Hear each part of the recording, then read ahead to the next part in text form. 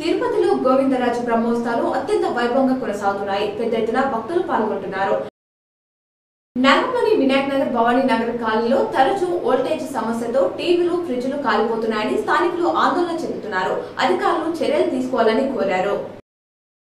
నిజామాబాద్లోని medical కాలేజ్లో ఆత్మహత్య ఘటనలు కలకలం రేపుతున్నాయి. 2 రోజుల క్రితం కళాశాలలో ఓ మహిళా జూనియర్ డాక్టర్ నిద్రమాత్రలు మింగి ఆత్మహత్యాయత్నానికి పాల్పడింది.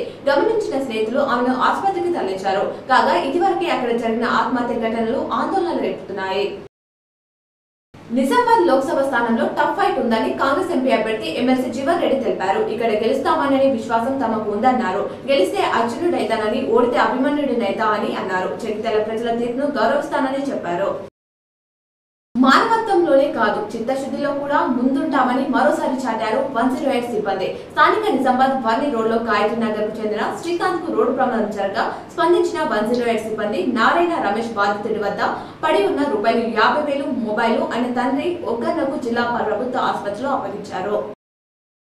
నిజామాబాద్ ఆర్టీసీ డిజిఎన్ ఆధ్వర్యంలో రోడ్డు రవాణా సంస్థలో పనిచేసిన డ్రైవర్లు, కండక్టర్లకు ప్రగతి చక్రం అవార్డులు ప్రదానోత్సవ కార్యక్రమం జరిగింది. నిజామాబాద్ రీజనల్ మేనేజర్ జానీరెడ్డి ఆధ్వర్యంలో ఏర్పాటు చేసిన ఈ కార్యక్రమంలో సుమారు 30 మంది డ్రైవర్లు, కండక్టర్లను గుర్తించి వారికి ప్రగతి చక్రం అవార్డులను బహుకరించి ఘనంగా సత్కరించారు. నిజామాబాద్ కు చెందిన స్టార్ బాక్సర్ నిఖత్ చరిన ఫైనల్లో సత్తా చాటింది. ఎలోడా కప్ బాక్సింగ్ టోర్నీలో నిఖత్ 52 కేజీలు అద్భుత విజయంతో బంగారు పథకం కైవసం చేసుకుంది. నిఖత్ తన ప్రత్యర్థి కజకిస్తాన్ కు చెందిన జహీరా ఓర్కాబయావాపై 5-0తో నెగ్గింది. బౌట్ ఆరంభం నుంచే ప్రత్యర్థిపై 10 పంచులతో విరుచుకుపడ్డ నిఖత్ అలవోకగా విజయం సాధించింది.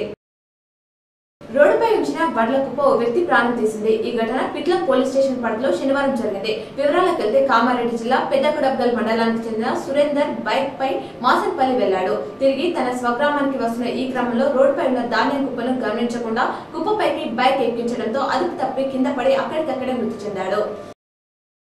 ఎస్బీఐ గ్రామీణ స్వయం ఉపాధి శిక్షణ సంస్థ ఆధ్వర్యంలో ఉమ్మడి నిజామాబాద్ గ్రామీణ ప్రాంత యువకులకు హౌస్ వైరింగ్ ఉచిత శిక్షణ ఇవ్వనున్నట్లు ప్రతినిధులు తెలిపారు. శిక్షణ పొందేందుకు 19 నుంచి 45 ఏళ్ల మధ్య వయసు ఉండాలని, ఈ నెల 20 నుంచి 30 రోజుల పాటు శిక్షణ ఉంటుందని చెప్పారు. శిక్షణ పొందే వారికి ఉచిత భోజన వసతి కల్పిస్తామని వెల్లడించారు.